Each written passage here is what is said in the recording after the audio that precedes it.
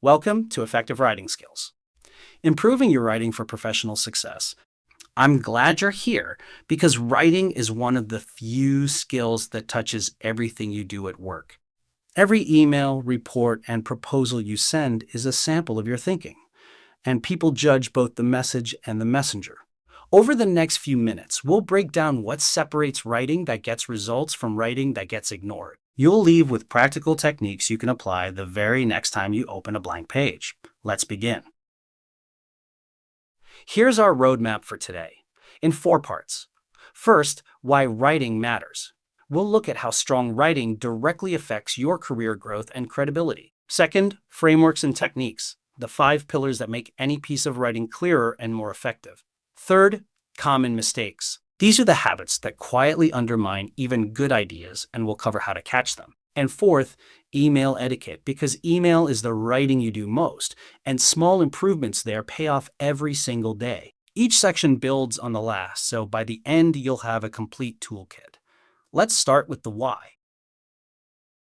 Let's start with a simple question. Why invest in writing at all? 4 reasons. Professional growth clear writers are seen as clear thinkers, and that perception shapes promotions and opportunities. Clarity. When your message is understood the first time, you avoid the endless follow-up questions that slow everyone down. Persuasion. Decisions get made in documents, and the proposal that's easiest to follow usually wins.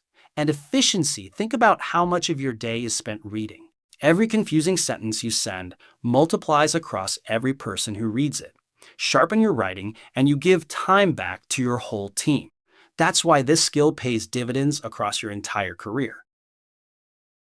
So what actually makes writing effective? It comes down to 5 pillars. 1, clarity. Your reader should never have to guess what you mean. 2, conciseness. Every word earns its place, or it goes. 3, coherence. Ideas connect in an order that feels natural, so the reader never gets lost. 4, tone. The same message can build a relationship or damage one depending on how it's delivered. And 5, grammar, the quiet foundation that makes everything else credible. Here's the key insight: weakness in any one pillar undermines the other 4. A clear, concise email with the wrong tone still fails. So we'll take these one at a time, starting with clarity. Clarity means your reader understands you on the first pass. 5 habits get you there. Be direct. Lead with your main point. If you need something by Friday, say so in the first sentence, not the last. Avoid jargon. Write to be understood, not to sound impressive. Avoid unexplained acronyms. Spell terms out on first use, because what's obvious to you may be brand new to your reader. Use examples. 1 concrete example beats a paragraph of abstract explanation. And break up long sentences. If you have to breathe twice reading a sentence aloud, split it in 2. Here's a quick test for everything you write. Could a smart colleague from a different department understand it? If not, simplify. Conciseness is respect for your reader's time. 3 techniques. First, eliminate redundancies. Phrases like end result, past history, or completely finished say the same thing twice, so cut the extra word. Second, prefer the active voice. The team missed the deadline is shorter and clearer than the deadline was missed by the team, and it's honest about who did what. Third, omit unnecessary words. In order to becomes to. At this point in time becomes now. Try this exercise on your next draft. Cut 10% of the words before you send it. Almost every draft survives the cut and reads better for it. Coherence is what makes writing feel effortless to follow. 3 tools. Clear paragraphs, 1 idea per paragraph with the main point in the first sentence. If a paragraph covers 2 ideas, split it. Logical flow. Order your points so each one sets up the next. Problem before solution. Context before recommendation. And transitions, words like however, as a result, and in addition are signposts that tell the reader how ideas relate, so they never feel lost. Here's a practical check. Read only the first sentence of each paragraph in your draft. If those sentences alone tell your story, your structure is working. If they don't, reorganize before you polish. Tone is the mood your words create, and readers feel it before they process your content. Start by knowing your audience.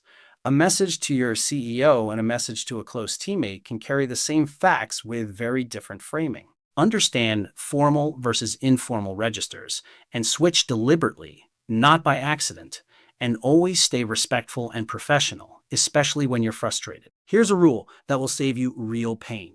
Never send an email you wouldn't want forwarded. Written words travel, and they keep your tone forever. When in doubt, warm it up. A brief thanks for pulling this together costs nothing, and it changes how everything after it is received.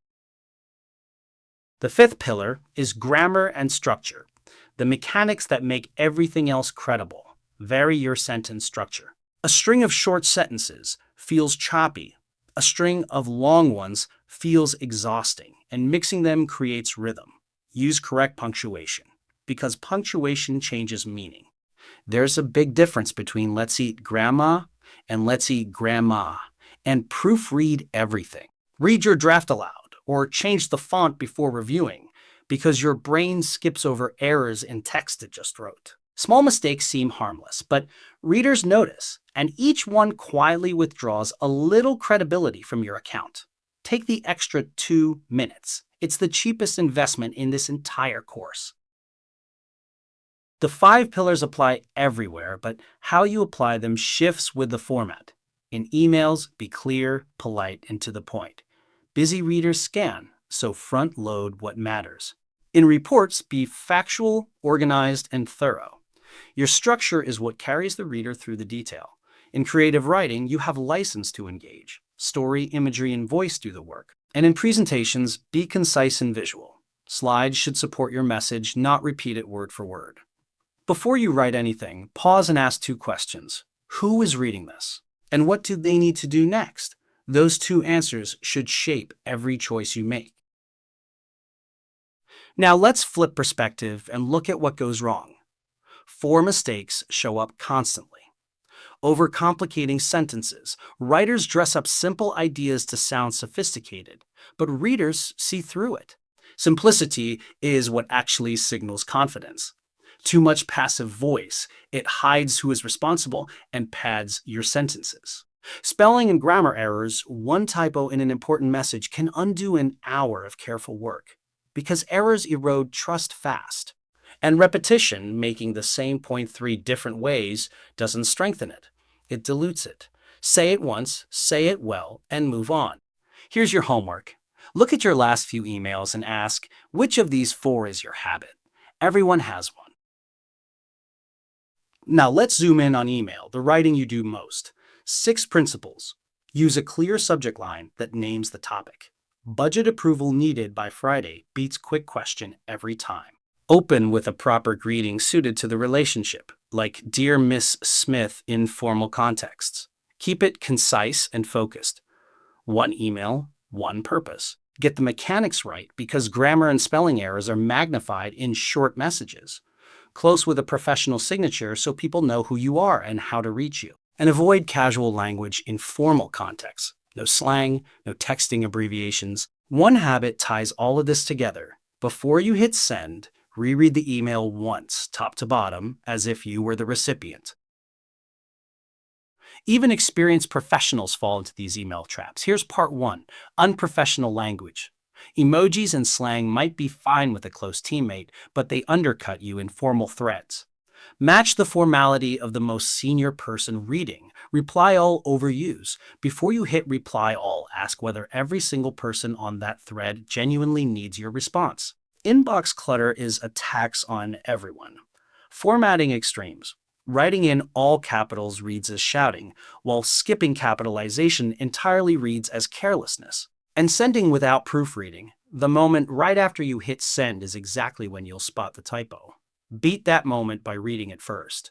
These aren't just style points. Each one shapes how seriously your message is taken. Here's part 2 of the email traps. Overusing urgent flags.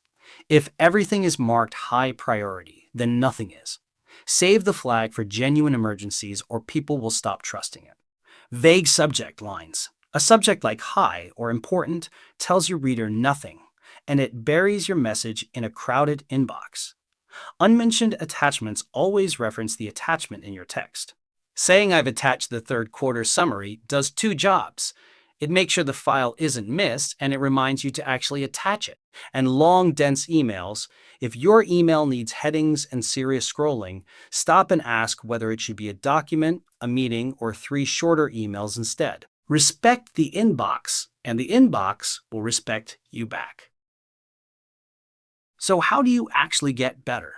4 habits, and none of them require talent, just consistency. Read regularly. You absorb the rhythm of good writing by seeing lots of it, so pay attention to what makes your favorite writers easy to read. Write daily. Even 5 minutes counts because skill compounds like interest. Seek feedback, ask a colleague to tell you where they got confused, and resist the urge to defend the draft. The confusion is the data, and use writing tools, grammar checkers, and readability scores catch what your eye skips, especially in your own writing. Here's a challenge to take with you. Pick one habit from this list and practice it every day for the next 2 weeks. That's how improvement actually starts. Let's bring it all together with 3 takeaways. First, master the 5 pillars: clarity, conciseness, coherence, tone, and grammar. Judge every draft against all 5, because weakness in one undermines the rest. Second, know your audience and your purpose before you write a single word. Who is reading? And what should they do next? Every good writing decision flows from those 2 answers. Third, practice, read, and get feedback. Writing is a skill, not a gift, and it improves exactly as fast as you work at it.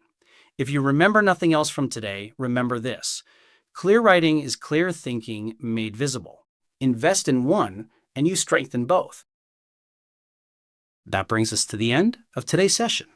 Thank you for your time and attention. You now have a complete framework: the 5 pillars of effective writing, the most common pitfalls to avoid, and 4 daily habits that build skill over time.